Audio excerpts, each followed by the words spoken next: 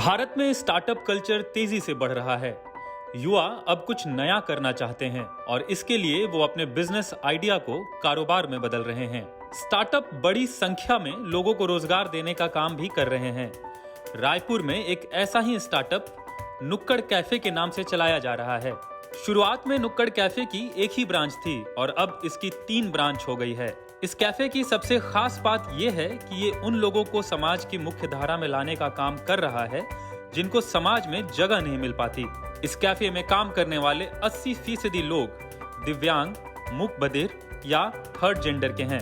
नुक्कड़ का मकसद समाज के वंचित वर्गों को मुख्य धारा में शामिल करना रहा है, जिसमें हमारी कोशिश रहती है कि नुक्कड़ के कैफेज के जरिए हम दिव्यांगजनों को या समाज के वंचित वर्ग के युवाओं को अलग अलग रोजगारों के जरिए वो मुख्य धारा में शामिल करने का प्रयास करें। प्रियंक पटेल पेशे से इंजीनियर थे। उन्होंने देश की जानी मानी कई आईटी कंपनियों में काम किया है, लेकिन उनको कुछ अलग करना था। समाज के वंचित वर्ग को नई पहचान दिलानी थी और इसी सोच के साथ नुक्कड़ कैफे की नींव रखी। शुरुआत में दिव्यांग और मूक बधिरों के साथ काम करने में थोड़ी मुश्किल आई, लेकिन अब सब कुछ ठीक हो गया है। यहाँ ऑर्डर साइन लैंग्वेज में लिए जाते हैं। नुक्कड़ कैफे में काम करने वाले सभी लोगों को साइन लैंग्वेज की ट्रेनिंग दी गई है। दिव्यांग व्यक्ति, दिव्यांग साथी थे हमारे, तो वो भाषाई दिक्कत जो हो सकती थी, क्योंकि मूक बधिर बच्चों के सामने कम्युनिकेशन का एक चैलेंज था, तो उसको ओवरकम करने की हमने कोशिश की कि सारे जो ऑर्डर लिए जाते हैं वो पेपर पेंसिल पे लिए जाएं ताकि लोगों को कम्युनिकेशन की आसानी रहे। फिर जब हमने तृतीलिंगी समुदाय के साथ काम करने की शुरुआत की थी, तो एक झिझक जो होती है समाज में, जो समाज के पूर्वाग्रह हैं ट्रांसजेंडर समुदाय के प्रति, उनकी दिक्कतों को दूर करने के लिए हमारी पूरी कोशिश थी कि टीम जो ट्रांसजेंडर्स की टीम आती है उनको थोड़े एटिकेट्स के बारे में या जो ग्रूमिंग की जाती है उनके उसके साथ प्रेजेंट किया जाए। ये सारे अनुभव रहे थे और जो शुरुआती झिझक मुझे लगता है कि बहुत ज्यादा परेशानी नहीं रही, क्योंकि कहीं न कहीं एक सकारात्मक प्रयोग के तौर पर समाज ने इसे जल्दी स्वीकारा था और उतना ही सहयोग भी दिया हमें। प्रियंक पटेल ने नुक्कड़ को अनोखा बनाने के लिए कैफे को छोटी छोटी बारीकियों के साथ तैयार किया है। नुक्कड़ में जाते ही महान विचारकों की कविता देखने को मिलेगी। दीवारों पर नजर डालेंगे तो पेंटिंग्स में छत्तीसगढ़ का अनुभव किया जा सकता है। नुक्कड़ सिर्फ चाय नाश्ता के लिए लोकप्रिय नहीं है, यहाँ लाइब्रेरी भी बनाया गया है जहाँ किताब पढ़ने के शौकीन किताब पढ़ सकते हैं। नुक्कड़ बस यहीं खत्म नहीं होता। इस छोटी सी जगह में आदिवासी संस्कृति को लोगों से जोड़ने के लिए खादी कपड़ों में गोदना आर्ट डिजाइन की जाती है।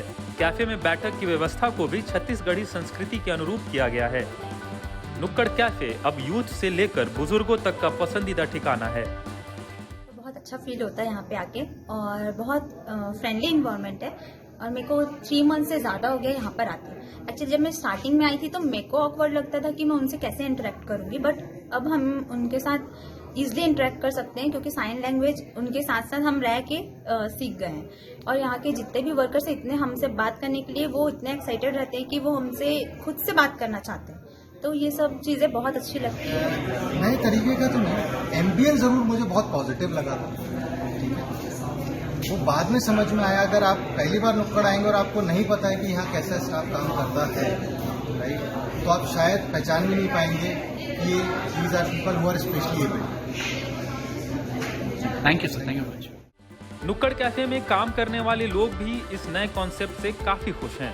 शुरुआत में उनको थोड़ी परेशानी हुई, लेकिन अब सब कुछ ठीक है।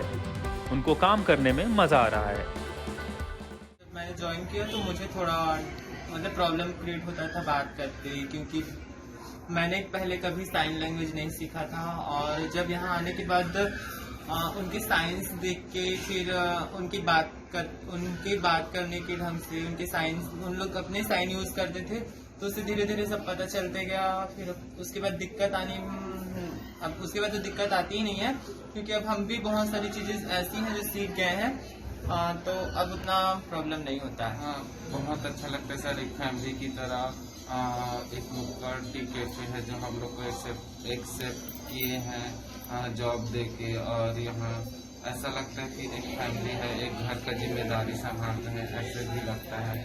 और दूसरे जगह जाके सब थोड़ा सा कमेंट करते हैं। तो प्रियंक पटेल चाहते हैं कि सरकार की ओर से ऐसे कारोबारियों को प्रोत्साहन मिलना चाहिए जो वंचित वर्ग को मुख्य धारा में लाने का काम कर रहे हैं। मेरा हमेशा से मानना रहा है कि वो सारे इंडिविजुअल ऑर्गेनाइजेशन जो इंक्लूसिविटी और डाइवर्सिटी को प्रमोट कर रहे हैं उनके एफर्ट्स को अप्रिशिएट किया जाए और उन्हें रिकॉग्निशन इस तरीके का मिले, तो जिसको देख के काफ़ी प्रेरणा मिल सकती है नए एम्प्लॉयर्स को, और इस तरीके के आइडियाज़ को काफ़ी प्रमोशन मिल सकता है। Thank you.